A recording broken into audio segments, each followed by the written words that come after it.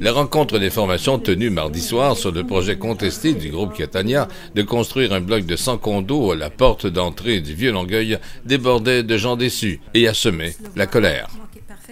Plus de 200 résidents présents dans la salle d'audience de la Maison de la Culture, Marcel Robida, sont venus dire non aux fonctionnaires, dont l'ex-chef du cabinet de la mairesse Thérèse Sainte-Marie, chef du département à la direction de l'aménagement durable du territoire, à Félix Champagne-Picotte, chef de division à la gestion de projets de développement, et du vice-président au développement des produits du groupe Catania, Serge Jalbert. Tout ce beau monde s'est mis au garde-à-vous pour entendre les citoyens. D'entrée de jeu, Mme Sainte-Marie fait l'historique de l'adoption du règlement de zonage, permettant le développement résidentiel de 4 étages, dont son adoption remonte à 2001, ce qui éliminait une large consultation publique. Pour sa part, M. Champagne-Picotte est entré en scène avec une citation qui plaçait le projet Catania dans un ensemble du patrimoine à venir, ou du patrimoine du futur. Quant au porte-parole de Catania, il propose, dit-il, un projet spectaculaire. Voilà donc des arguments de présentation qui ont fait lever le tollé chez les résidents. Les doléances de la part des citoyens sont nombreuses. Tous et toutes qui se sont avancés sur la ligne de front ont évoqué des arguments tant techniques qu'humains. Allez-y le plus directement possible avec votre question. Oui, monsieur. Bonjour, je m'excuse. J'avais préparé 12 questions, mais je vais essayer d'en faire seulement 2. J'avais demandé à M. Picotte de nous dire combien cette dérogation mineure apportait en termes d'occupation au sol, en termes de pieds carrés d'occupation au sol. Je m'attends à ce que cette réponse-là nous soit donnée sans que je calcule le nombre de questions que j'ai à vous poser. Mais je passe donc à ma première question. Pour demander une dérogation mineure, selon la loi d'aménagement urbain, il ne faut pas causer de préjudice sérieux aux voisins. Est-ce que vous ne pensez pas que l'augmentation de la circulation, la sécurité autour de l'immeuble n'est pas déjà un préjudice, selon vous? M. Jalbert, vous pourriez me répondre, après 20 ans à la commission de l'urbanisme, j'imagine à la direction de l'urbanisme de la ville et maintenant chez Catania, j'imagine que vous avez toutes les réponses et ce qui a permis probablement de faciliter la vitesse du projet auprès de la ville, puisque vous connaissez tous les détours, comment Nous allons laisser les gens répondre à votre première question. S'il vous plaît. Qui veut répondre à la première question? Pour ce qui est de... Je vous demande, est-ce que ce n'est pas un préjudice pour les voisins? On dit que pour demander une dérogation mineure, selon la loi de l'aménagement urbain, il ne faut pas causer de préjudice sérieux aux voisins. Oui. Nous pensons que d'avoir de 400 à 700 voitures de plus par jour entre Gardenville, Saint-Charles et la rue Joliette, pas Joliette, mais c'est-à-dire la rue Victoria, on pense que c'est un préjudice sérieux. OK. Bien, ce qu'on peut répondre à ce niveau-là, c'est que la réglementation permettait justement les habitations multifamiliales et l'analyse de circulation qui a été préparée stipulait que les infrastructures permettaient d'accepter donc, selon vous, il n'y aurait pas de préjudice. Toujours selon la loi de l'aménagement urbain, pour demander une dérogation, il faut qu'un préjudice sérieux ne soit causé si nous ne l'obtenons pas. N'est-ce pas, M. Jalbert? Moi, je vous demande, quel est le préjudice sérieux qui vous serait causé si vous n'obtenez pas cette dérogation? Il faudra retancher une partie du bâtiment. Alors, est-ce que vous voulez laisser répondre un instant, M. Jalbert? C'est ça, il faudra couper à peu près 20 du bâtiment. Ce qui représente combien de condos, selon vous? Ce qui pourrait enlever la rentabilité au projet, effectivement, parce que c'est un terrain qui est cher, c'est un terrain qu'on doit décontaminer, et c'est un terrain sur lequel on veut construire des bâtiments luxueux. Non, mais la question que je vous pose, c'est que finalement, est-ce que c'est mineur? Est-ce que oui, c'est mineur, monsieur. C'est mineur parce que, en fait, je vous dirais que sur le terrain qu'il y a là actuellement, on aurait pu faire 250 logements, des 3 pièces et demie à 500 pieds carrés chacun. Qui mène à Longueuil? Les fonctionnaires ou les élus? Qui a donné à Catania le mandat de produire cette verrue sur le visage du Vieux-Longueuil? On nous dira que c'est une question de goût, on vient de le dire. Oui, c'est une question de goût et je mets au défi quiconque de me dire les yeux dans les yeux, sans éclater de rire, que ce projet de la firme Francesco Catania s'intègre harmonieusement au bâti environnant. Lors de notre rencontre avec notre conseillère municipale, Mme Brisson, et le chef des projets, M. Champagne, on nous a dit qu'il s'agissait d'un clin d'œil avec la place Charlemagne. Nous croyons qu'il s'agit d'une erreur de perspective, monsieur, pour ne pas dire d'une erreur d'orientation. Ce qui va être construit, ce n'est pas la porte d'entrée du métro de Longueuil, c'est la porte d'entrée du vieux Longueuil, qui mène à Longueuil. Mais moi, si j'étais un élu de Longueuil, avec ce qu'on sait, et ce qu'on a encore entendu cet après-midi devant la commission Charbonneau, je me garderais une petite gêne de confier l'entrée du vieux Longueuil auquel on tient tous à une firme qui s'appelle Francesco Catania et Fils.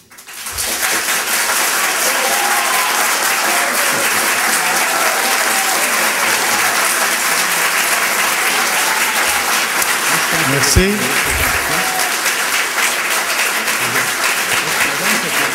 Y a-t-il des commentaires? Madame Sainte-Marie, vous voulez ajouter un élément complémentaire à la question qui a été formulée? S'il vous plaît, dans le respect des questions. On a dit effectivement qu'on voulait quelque chose, une signature distinctive. Oui, c'est vrai. Je rappelle que c'est une transaction entre un privé avec un autre privé. Nous, notre travail, et ce qu'on a essayé de présenter tout à l'heure, c'est de s'assurer de la conformité du projet en lien avec la réglementation que nous avons. Question. Bonsoir, monsieur. Bonsoir, mon nom est Benoît Lefebvre. Les citoyens n'en veulent pas de ce méga-projet d'une centaine de condominiums qui causera ombrage à leur qualité de vie, sans compter l'augmentation du nombre de voitures et une telle proximité qui augmentera le facteur de risque pour les enfants du quartier. Et monsieur, votre question? Donc, soyez patient. Donc, la première question que j'ai posée à votre service, c'était quel était le maximum d'étages qu'on pouvait avoir sur le terrain à côté. Et on m'a répondu clairement 2 étages sur la rue, et sauf sur Saint-Charles 4. C'est sur cette base-là, nous, on a acheté. Okay. Si avoir su qu'on aurait pu avoir 4 étages là, j'aurais pas acheté. Là, et depuis tantôt, j'entends M. Picard dire le projet est conforme. Je demande juste qu'on arrête de dire qu'il est conforme, parce qu'il n'est pas conforme, le projet. Il y a une dérogation qui est demandée, et j'espère qu'elle va être refusée. Donc, ma première question était reliée à la rue, parce que le monsieur, d'après moi, va le poser. Vous avez parlé tantôt de bien-être, vous allez tout faire pour avoir le bien-être de vos résidents ou de vos futurs clients. Qu'est-ce que vous allez faire pour le bien-être des résidents actuels autour de votre monstrueuse...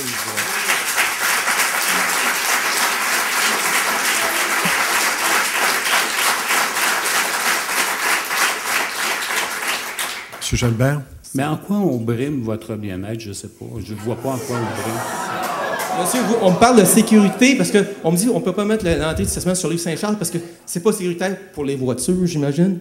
Mais par contre, nos enfants sont sur la rue. On va avoir maintenant 300-400 voitures de plus passer par jour. Et là, on ne parle pas de sécurité d'enfants. On me parle, c'est dangereux de mettre une entrée sur la rue Saint-Charles. C'est complètement ridicule. Et qu'est-ce que vous allez faire pour la sécurité de nos enfants?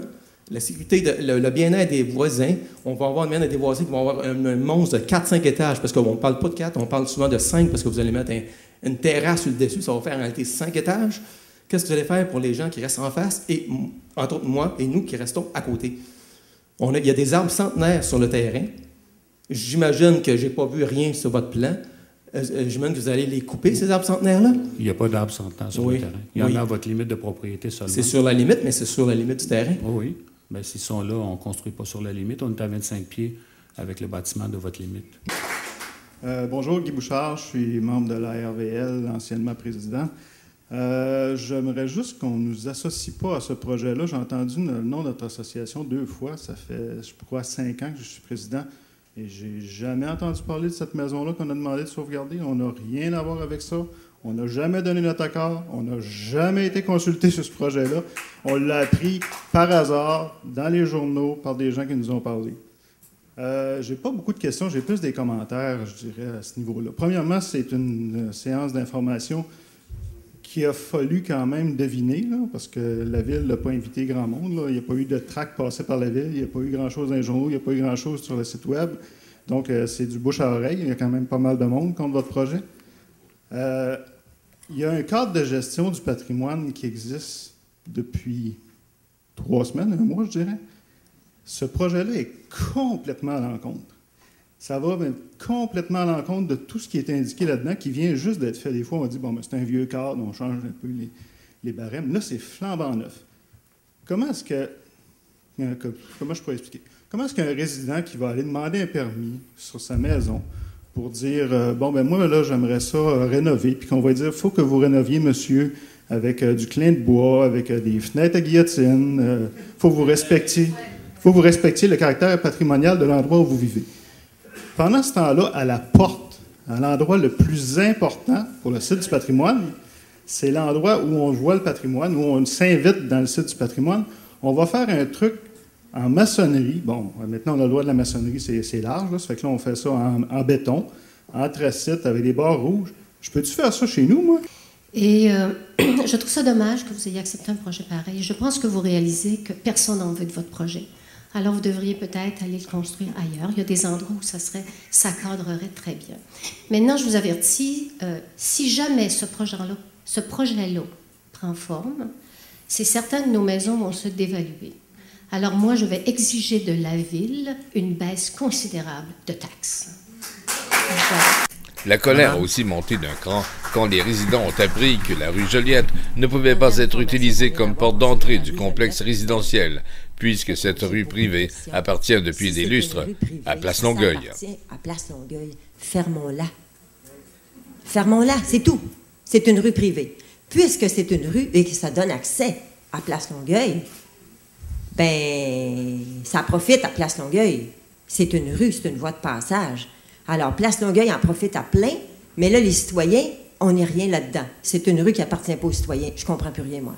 Alors, votre question, c'est que ça fait partie du stationnement de Place Longueuil, cette rue-là. Y a-t-il quelqu'un qui savait ça ici? Mais ça, c'est quelque chose qui existe à d'autres endroits dans la ville. Il faut comprendre que les accès, souvent, qui sont pour les centres commerciaux, c'est des accès qui sont privés. Là, c'est pas, la Place Longueuil n'est pas unique dans ce cas-là. Ah, ben, on voit là. Bon, peu importe, en tout cas, c'est votre un point question, extrêmement madame? Pertinent à discuter, je dirais, publiquement. Parce que c'est quelque chose de... Tout le monde pense que c'est une rue, et alors ça fait partie d'un stationnement. Bien, considérons-le comme un stationnement, puis on va voir ce que ça va donner. Puis tant pis pour Place Longueuil. Non, mais c'est ça, à un moment donné, tu sais, je veux dire, bon. Votre autre question? Mon autre question, c'est, est-ce que la ville est obligée d'accepter un projet? Faut comprendre qu'une ville ne peut pas, d'entrée de jeu, dire il n'y a plus de développement sur ce terrain-là, on ferme. Quand on a des projets qui sont conformes, on a comme obligation de les présenter. On les a présentés aux différents comités et c'est la raison pour laquelle on est ce soir-là devant vous. Alors, ça signifie qu'on est absolument à la merci des règlements et tout ça. Un PIIA, de ce que je comprends, on n'a pas droit à la consultation. Et alors, c'est censé être un plan d'intégration architecturale, et c'est tout à fait le contraire de ce que pas mal tout le monde comprend. C'est pas d'intégration architecturale. À un moment donné, il faut savoir c'est quoi ça veut dire l'intégration. Là. Bon. Les résidents de Gardenville ne décolèrent pas. Au fur et à mesure des explications fournies par deux fonctionnaires de la ville et par le porte-parole du promoteur du groupe Catania, laisse prévoir une remise en question du projet, sinon son abandon complet d'ici le 15 octobre, date butoir du promoteur pour débuter les travaux. C'est comme ça que ça a été évalué. J'aimerais ça savoir où est-ce qu'ils ont étudié. Excusez. À part ça, oui, est-ce que ça vous intéresse d'avoir des bruits de casserole prochainement? Bonjour, je m'appelle Anne-Marie Charbonneau, je suis résidente de la rue Gardenville. J'ai grandi sur la rue Gardenville entre le tronçon Saint-Laurent et Saint-Charles, puis je suis maintenant résidente entre la piste cyclable et Saint-Laurent. Et comme vous voyez, la famille va s'agrandir, j'ai déjà un jeune enfant et j'ai plein de gens dans la salle que je connais qui viennent d'emménager dans le Vieux-Longueuil pour la qualité de vie, pour fonder une famille. D'ailleurs, le slogan de Longueuil a souvent été « Vivre Longueuil ». Donc, on est venu rechercher une qualité de vie. Du côté de la rue Saint-Laurent, on a déjà des enjeux de sécurité. Quand on veut traverser la rue Saint-Laurent, il y a énormément de passages. D'ailleurs, la rue Gardenville a été renommée corridor scolaire, mais il n'y a aucune... Je vois pas qu'est-ce qui a changé à part mettre une pancarte. Je vois pas que c'est plus sécuritaire pour nos enfants. Donc, on parlait des problèmes d'accès qui étaient liés...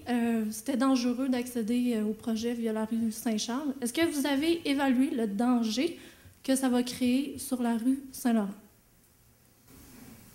Réponse? Le virage à gauche, parce qu'il n'y a pas de stop au coin de Gardenville et Saint-Laurent. Et si vous allez des fois dans ce coin-là à l'heure de pointe, vous allez pouvoir voir qu'il y a beaucoup de gens qui attendent pour les virages à gauche et les gens circulent vite sur Saint-Laurent. Donc moi, je vois de possibles impacts de l'autre côté. Parce que visiblement, la rue Gardenville n'a pas été prévue. T'sais, on parle que c'était des maisons qui ont été bâties par le CN à l'époque. Je pense pas qu'il y avait prévu des tours d'habitation avec 140 logements. Des logements de 300 000 à 1 million de dollars, on peut supposer que c'est des cadres supérieurs, des vice-présidents, des gens qui ont des autos, il y a 140 stationnements, qui ne vont pas nécessairement déménager pour utiliser le métro Longueuil. Je pense que ça va être des gens qui ont des stationnements à Montréal puis qui vont utiliser leur auto. Donc, juste voir d'un point de vue circulation du côté Saint-Laurent ce qui a été prévu. Ce que je peux vous dire, c'est que l'analyse, c'est les conclusions que je vous ai expliquées tantôt, mais il faut comprendre qu'à partir d'aujourd'hui, c'est sûr qu'il y a d'autres réunions qui ont lieu au niveau de la circulation à connaître vraiment quels vont être les déplacements et quelles devront être les solutions prises là, suite à l'implantation d'un projet. OK, donc vous me confirmez qu'il n'y a pas eu d'évaluation de ce côté-là? Oui, ce que je vous dis, c'est qu'il y a eu une évaluation qui a été faite, mais à partir de là, il y a toujours de différentes façons de répondre aux problématiques engendrées. Donc, ces discussions-là sont encore en train de se faire. Bon, mais considérant la hauteur, là, que ce soit 4 ou 5 étages, c'est haut comment? Parce que nous, on est en face. Et je vais vous dire de quoi. Déjà, l'été, on a du soleil, mais l'hiver, on n'en aura plus du tout. Ce qui veut dire que ça va dévaluer la maison énormément. Fait que, est-ce qu'il y a une compensation quelconque là-dessus? Nous, on fait quoi, là? Parce qu'on perd vraiment une qualité de vie et une qualité, la dévaluation de la maison, si on veut la revendre éventuellement, on vient de perdre beaucoup d'argent là-dessus. Alors, 2 questions. Quelle est la hauteur du projet en termes de mètres ou de pieds? C'est 4 étages de 10 pieds. Donc, c'est 40 pieds de hauteur. Le coin, effectivement, il y a un 10 pieds supplémentaire, effectivement. 50 pieds pour le coin, oui. Et pourquoi est-ce qu'on ne change pas carrément de caractère, de hauteur, qu'on fasse autre chose avec? Là, parce que... Madame, pour ce qui est de la présomption de perte de valeur de votre propriété, il n'y a personne qui serait capable de dire si effectivement elle sera effective ou pas. Là. Vous craignez, j'entends que vous craignez la dévaluation de votre propriété. Peut-être que ça peut avoir un effet contraire. Moi, je ne suis pas certaine de ça. S'il vous plaît. Moi, je pense qu'il n'y a pas de présomption qui... en tout cas, ça mériterait d'être mesuré. Non, nous, on n'a absolument rien pour nous dire, bon, ben là, ça, il y aura un impact. Moi, je pense pas que... Je pense qu'il y aurait eu un effet zéro là, sur la dévaluation. Moi, c'est ce que je pense. Mais sur la qualité de vie, vous ne pouvez pas le nier qu'il va y avoir une baisse de qualité parce qu'on n'aura plus du tout de la jouissance du paysage et de la tranquillité des rues. Ouais, donc, moi, ce que je me demandais, c'est puisqu'on est ici, est-ce qu'il y a moyen Parce qu'on veut, nous autres, finalement, c'est savoir si on peut réacheminer le projet autrement ou si on peut l'arrêter. Est-ce qu'on a un pouvoir quelconque ici, ce soir, aujourd'hui? C'est ce que les gens voudraient savoir. J'ai des préoccupations qui rejoignent un peu les 2 autres mamans qui sont venues. Vous dites qu'avant de donner l'aval à ce projet-là, vous avez fait une analyse de la circulation. Alors, suite à une deuxième question, on apprend que cette analyse-là repose principalement sur la structure de la rue Gardenville. Avez-vous pris en compte l'analyse de l'être humain qui habite autour de ce projet-là? Et cette analyse-là a été faite par qui? Quand? Y avons-nous accès? Est-ce qu'elle est terminée? Réponse? L'analyse est faite par nos services. C'est sûr que... parce que, comme on a expliqué tantôt, l'ensemble des dispositions normalement sont publiques lorsqu'une fois qu'ils sont adoptés. Mais si vous souhaitez nous laisser votre courriel, ce sera des documents qu'on peut. Mais là, vous ne répondez pas. Cette analyse-là de la circulation a été faite par qui? Quand? À quel moment? Avez-vous juste pris en compte le fait que Gardenville est capable, comme structure, de voir passer 100, 200, 300 autos par jour? C'est tout ce qui a été fait comme analyse de circulation dans ce projet-là? Ce que je peux vous dire, ça a été fait par les services, la division de circulation. Je ne connais pas l'ensemble des barèmes qui sont vérifiés, mais comme je vous dis, on pourra, si vous souhaitez, voir. Juste un instant. Qu'est-ce que vous alliez dire? Donc, si c'était possible, on peut laisser votre courriel et on pourra faire les vérifications. Plusieurs parmi vous avaient dit, bon, ben là, il faudrait vraiment que vous considériez la rue Saint-Charles. Ça, c'est des éléments que je pense qu'on pourra contre-vérifier pour dire, effectivement, quelles étaient les objections qui avaient été émises par nos services sur la circulation pour qu'on fasse l'emprise à partir de Saint-Charles. Alors, si effectivement c'est possible, je pense qu'on pourra éventuellement le considérer. Mais moi, je peux pas ici, maintenant, dire oui à ça, non à ça. Moi, tout ce que je peux vous dire, c'est qu'on entend, puis il y a eu plusieurs commentaires qui ont été faits, puis moi, je pense que c'est clair qu'on va prendre en considération tout ça. Et sur la question de l'emprise sur Saint-Charles, c'est des questionnements qu'on avait aussi à l'interne qui ont été posés et qui, à cause de la densité de la circulation sur Saint-Charles, il y avait eu effectivement des réserves qui avaient été émises là-dessus et qu'on a préféré effectivement les faire sur Gardenville, tandis que Joliette, considérant que c'était une rue qui était privée, ça avait été écarté. Alors, c'était ça les éléments qui ont été pris en compte par notre service sur la circulation. Oui. Encore quelques questions. Moi, j'aimerais savoir qui compose le comité consultatif d'urbanisme. Si je comprends bien, ce sont des fonctionnaires et des élus, je ne suis pas certaine. C'est ça que j'aimerais savoir. Et combien de personnes de chaque groupe? Et qui sont les élus? Première question. On va y répondre tout de suite. D'accord. Est-ce que vous avez la réponse quant à la composition par cœur? La composition par cœur, on a 4 citoyens, 4 élus. Et qui sont les 4 élus? Où sont passés les élus soutenaient une citoyenne. Normalement, lors d'une telle séance, ce sont les élus qui font face aux citoyens, accompagnés de membres du comité consultatif d'urbanisme. Mais mardi soir, la séance était présidée par le directeur des communications du cabinet de la mairesse, Caroline Saint-Hilaire. L'étape d'acceptation par le comité consultatif d'urbanisme est passée. Ça a été accepté. C'est-à-dire que c'est un mandat consultatif qu'ils ont. Alors, ils font des recommandations au niveau du conseil d'arrondissement. D'accord. Alors, j'ai une question. Pourquoi les 4 fonctionnaires qui ont accepté ne sont-ils pas devant? Les 4 fonctionnaires? Vous me dites que le comité consultatif d'urbanisme est Ce sont des élus, madame. 4 élus. Excusez-moi, je l'ai dit 4 élus. Les élus sont dans la salle et ils vous écoutent. Oui, mais pourquoi ne sont-ils pas en avant? Bien, il s'agit d'une soirée d'information. Alors, il a été jugé à propos que le promoteur qui présente le dossier et les fonctionnaires qui ont vu à ce qu'ils respectent ou ne respectent pas les règles viennent vous les expliquer. Oui. Ensuite, on vous expliquera la suite des événements. Il appartiendra aux élus de prendre une décision finale après vous avoir entendu. Mais il nous apparaissait que pour des détails et des interrogations techniques, il était favorable d'avoir les gens qui connaissent les règlements par cœur et qui ont vu au processus jusqu'à maintenant. Oui, il reste qu'il y a une petite faille quelque part qui m'accroche là. Il y a un comité qui propose l'adoption d'un projet. Il y a 4 résidents, puis il y a 4 élus. Et là, quand vient le temps d'expliquer le projet, ils ne seraient pas assez compétents, personne de ces 8-là, pour nous expliquer des choses. Comment peuvent-ils décider de proposer le projet s'ils ne sont pas capables de nous l'expliquer? Je comprends bien, pas tous les détails, mais tout de même, on accepte un énorme projet, on est censé avoir une tête sur les épaules, être capable de l'expliquer un peu. Sinon, les 4 élus, ils sont élus. C'est quoi leur travail? Puis les 4 résidents aussi qui sont sur le comité devraient être quelque part en avant. Ils ont un poids dans la décision puisqu'ils recommandent l'acceptation du projet. Autrement, ça ne sert à rien, ce comité-là. C'est juste les fonctionnaires qui font en sorte que le projet corresponde aux critères. Puis voilà, on l'amène, et voilà, c'est adopté. Ça sert à quoi, le CCU, d'abord? Effectivement, ce projet-là avait été présenté au CCU, au comité consultatif sur le patrimoine et biens culturels. Et la prochaine étape, c'est le 2 octobre prochain au conseil d'arrondissement. D'accord. Donc, à ce moment-là, est-ce que... Mais ce que je vous ai dit, puisque je pense que j'ai dit plusieurs fois au cours de la soirée, il y a quelqu'un ici qui a pris les notes sur l'ensemble des commentaires qui ont été émis.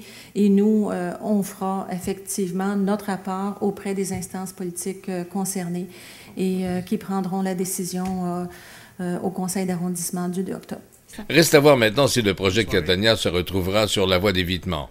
Ce sont les conseillers du conseil d'arrondissement du Vieux-Longueuil qui trancheront la question lors de la séance du 2 octobre prochain. Là aussi, on s'attend à une assistance monstre. Sauf que le méga-projet Catania respecte les normes et les chances qu'il se réalise sont aussi grandes que sa grosseur. Un reportage de Jacques Marchand pour Média Sud.